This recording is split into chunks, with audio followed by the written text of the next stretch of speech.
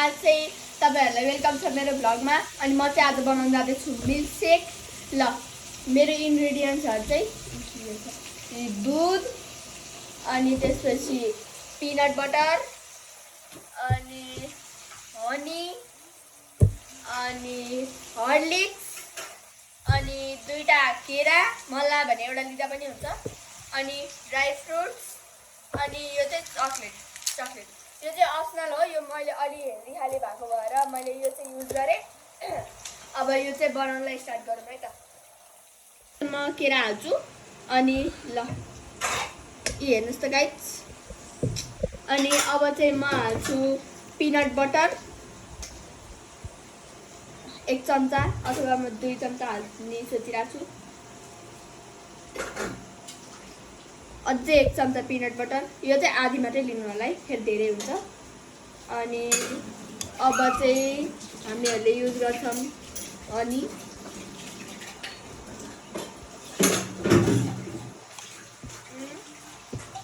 मलाई हनीको स्मेल चाहिँ मनै पर्दैन गाइस, त्यही नि मैले हालेँ, किन हो थाहा भएन। अब चाहिँ म हाल्छु हर्लिक्स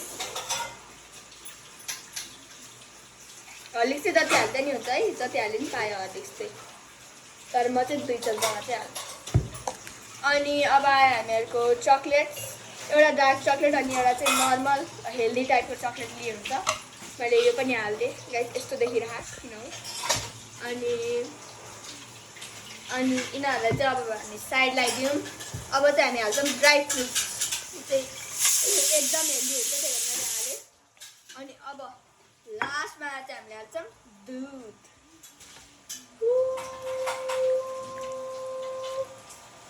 मामा दुध कति हाल्ने हो?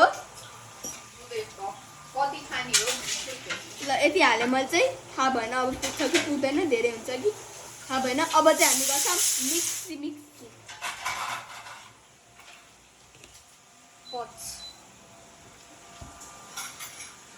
दूध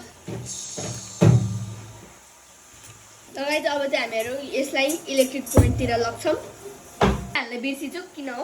अनि अब चाहिँ म आइस हाल्छु है त, 4 हालेको मैले चाहिँ। अब तपाईँहरूको हिसाबले हाल्नुपर्छ, तपाईँले। हामी यो क्लोज गर्छौँ अनि अब चाहिँ मामले हाल्न पाइदिन्छ किनकि मलाई आउँदैन। ए ल गाइस हेर्नुहोस् त, हामीहरूको मिल्कसेक रेडी भयो। यो मिल्कसेक अब रेडी भयो। म चाहिँ 3टा गिलासमा हाल्छु किनकि आज फर्स्ट टाइम हो। रेडी भए छैन थाहा छैन हामीहरूलाई, के अरे मिठो हुन्छ हुँदैन थाहा छैन हामीहरूलाई, त्यही भएर म 3टा गिलासमा हाल्छु। अनि आज मिठो छ भने चाहिँ भोलिबाट म एक्लै खान्छु, कसैलाई दिन्न। बुझ्नुभयो गाइस? 3टा गिलासमा हालेँ त मैले, कस्तो भएको नि। अब यस्तो बदाम हालिदिउँ न होइन माथिबाट।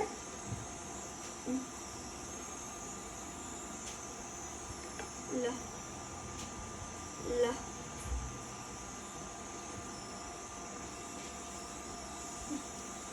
ल गाइस मेरो मिल्कसेक पनि अब रेडी भयो।